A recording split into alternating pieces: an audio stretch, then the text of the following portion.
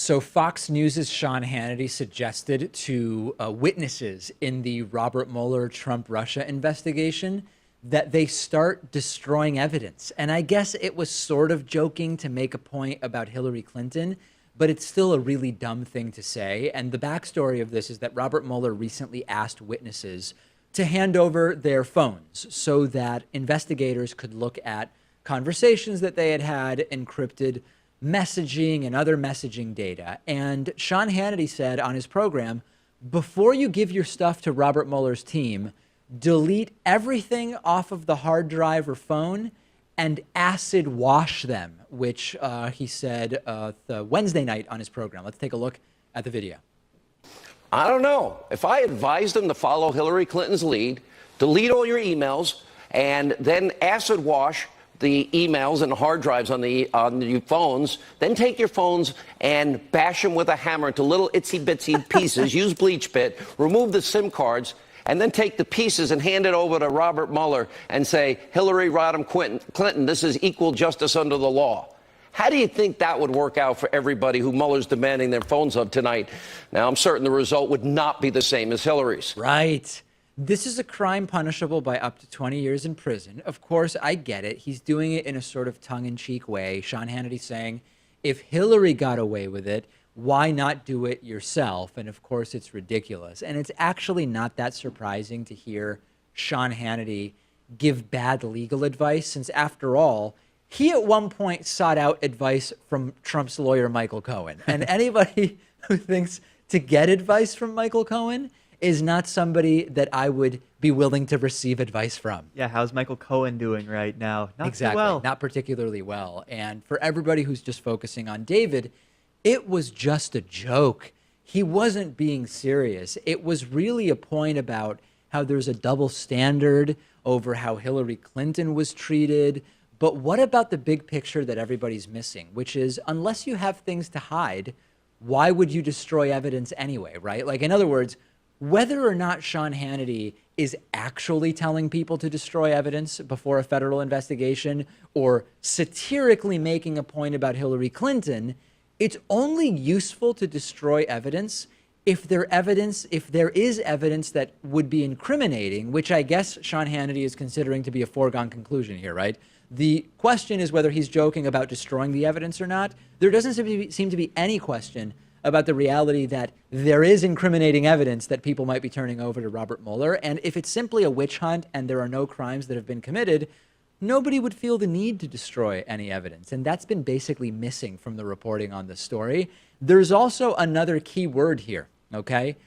Destruction of evidence is illegal under federal law when you're being investigated by an FBI special prosecutor like Robert Mueller. Trump has made it very clear. He has signaled clearly that he is going to be handing out federal pardons like candy. So why not destroy the evidence? And if you're convicted of destroying evidence, Trump's just going to pardon you. And I've actually been thinking a lot about this pardon strategy recently, I guess because Trump recently said he has the right to pardon himself.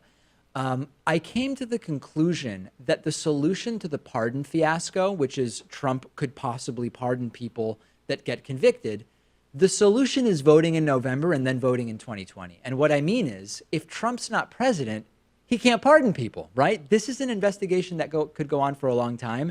Trump has been saying it would end, what was it, Pat, like by Thanksgiving of last year? Of last year, so yeah. Still waiting around for that. Still waiting around for that date, which is in the past.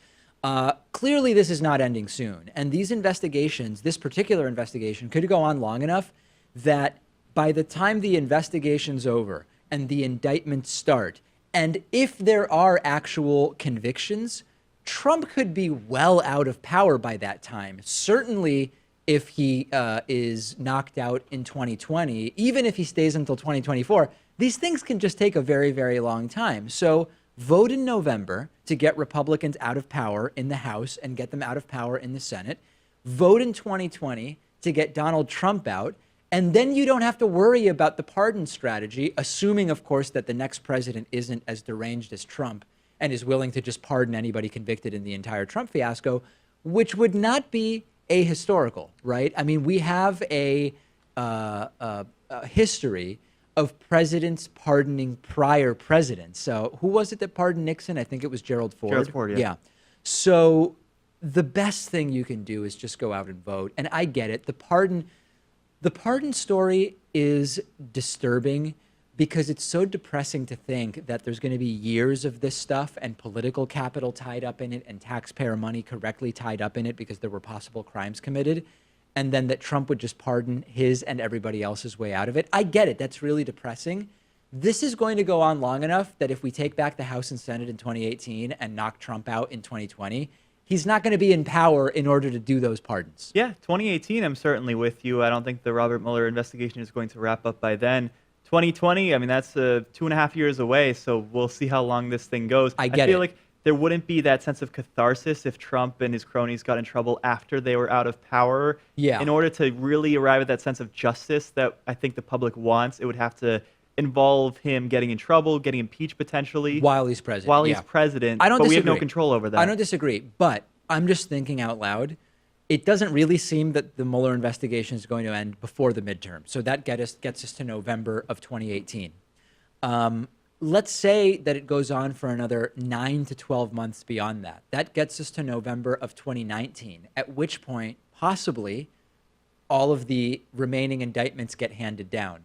That only leaves a year for the indictments to be processed, for the trials to take place, and for convictions to be made, followed by possible sentencing.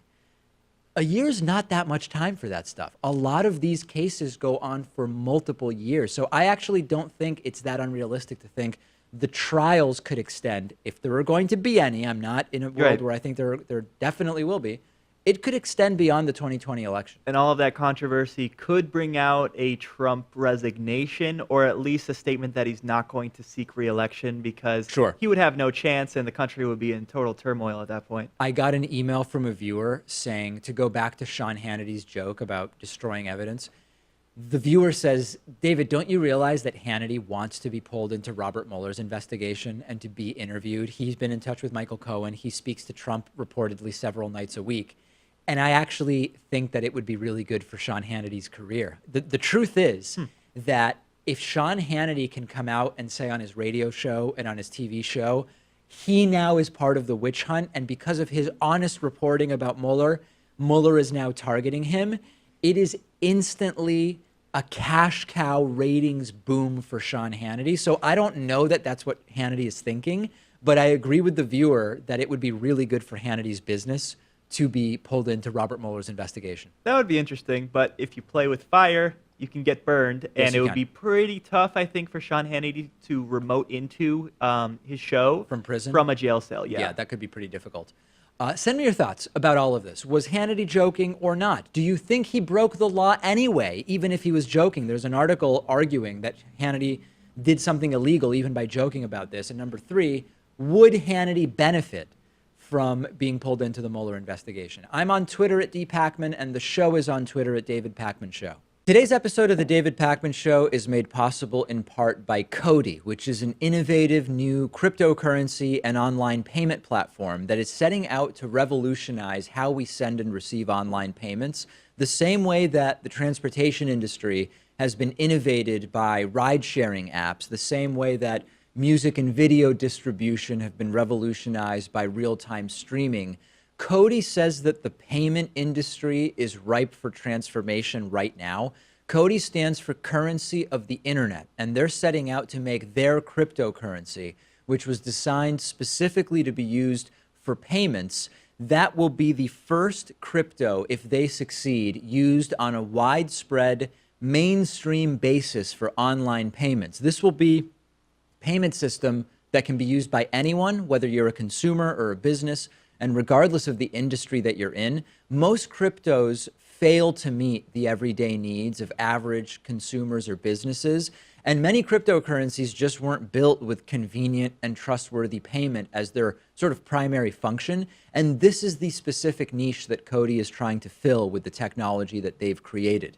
If you're watching this on YouTube, you can find out more about Cody and their ICO in the links below the video. This is not financial advice, and you should do all of your own research before making any investment decisions.